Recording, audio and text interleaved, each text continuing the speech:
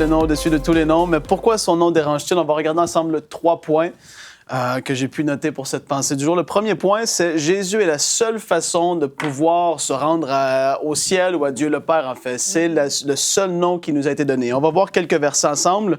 Acte 4, verset 12, la parole nous dit « Il n'y a de salut en aucun autre, car il n'y a sous le ciel aucun autre nom qui a été donné parmi les hommes par lequel nous devions être sauvés. » 1 Timothée 2,5 nous dit « Car il y a un seul Dieu et aussi un seul médiateur entre Dieu et les hommes, Jésus-Christ homme. » Et Jean 14,6, Jésus a dit une puissante déclaration « Je suis le chemin, la vérité et la vie. Nul ne vient au Père que par moi. » Amen. Et puis aujourd'hui, quand tu dis à quelqu'un que Jésus est le seul chemin pour se rendre au ciel, bien ça dérange parce que les gens aiment dire « il y a plein de chemins pour se rendre au ciel. Si tu vis une bonne vie. » Ça vient bousculer les mentalités, les idées préconçues, l'idée qui circule dans le monde que tu vis une bonne vie, tu vas y aller. Non. Jésus a dit « Je suis le chemin, la vérité et la vie. Nul ne vient au Père que par moi. » Et ça vient déranger parce que c'est exclusif. Il n'y a pas d'autre moyen de se rendre que par lui. Ça, c'est le premier des points.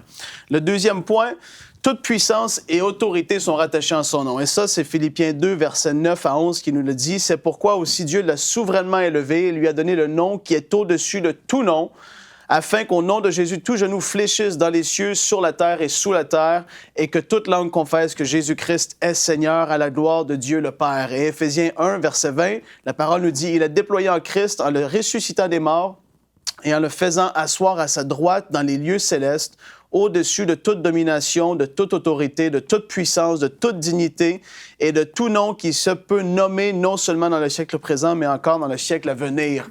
Il a le nom au-dessus de tous les noms. Il a vaincu la mort. C'est lui c'est ça, il nous a délégué son nom, son autorité qui est rattachée. Pourquoi est-ce que toute autorité est rattachée à son nom? C'est justement parce qu'il a vécu parfaitement.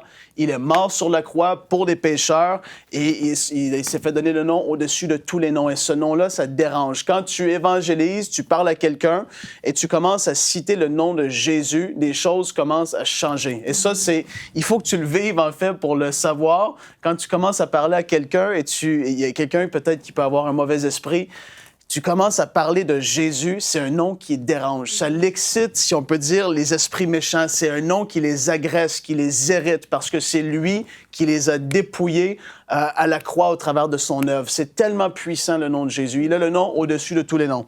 Et le troisième point qu'on va discuter aujourd'hui, c'est le mot « Dieu peut sembler vague et universel, mais Jésus ne l'est pas ». Et lorsque tu parles à quelqu'un, encore une fois, et tu évangélises et tu dis « tu sais, moi, je crois en Dieu. Toi, tu crois-tu en Dieu? Oui, je crois en Dieu. » Et puis, Dieu, c'est pas vraiment spécifique, c'est pas précis. Il y a toutes sortes de dieux dans le monde. Beaucoup de gens vont dire Dieu, Dieu, Dieu.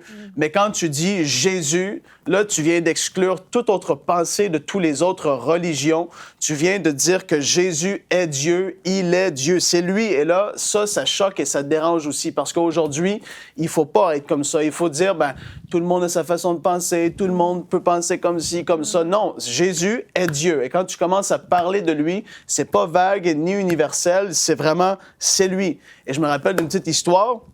Mon père était à New York une fois dans un magasin, dans une rue qui est bien connue pour les boutiques et tout ça. Il est rentré, le vendeur était musulman. Et le monsieur il semblait pas avoir une trop bonne journée, en tout cas. Et mon père a commencé à lui parler gentiment, souriant et tout ça. Puis là, il a regardé le monsieur et lui a dit « Dieu est bon ». Et le monsieur a dit « Oui, Dieu est bon ».